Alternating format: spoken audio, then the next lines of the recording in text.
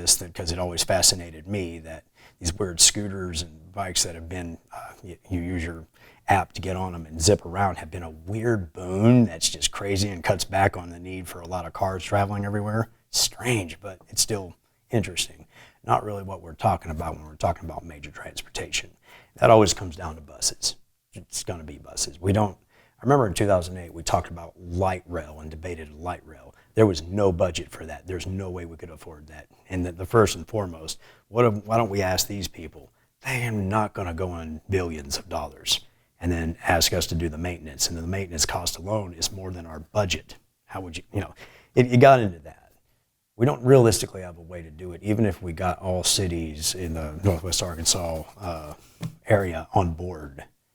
That is it's unfortunate. Because it would be lovely to have that. So the realistic aspect, lacking jetpacks yet, we're going to have to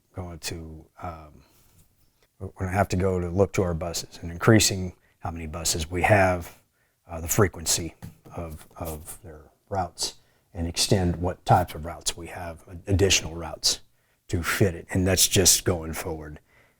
It is unfortunately we don't have old structure like Old City might have. If we say, well New York they built that stuff back in the day when the danger and people were willing to do it for less than they rightfully should have and have as many, it's created and it's beautiful and all they got to do now is the maintenance.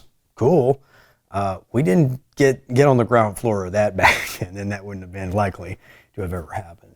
So we have to be real, and it's always going to come down to buses. Some people have suggested we add train routes, and I just do not know how that would function. I can't speak to it from a point of education, so I'm going to refrain from judging that suggestion.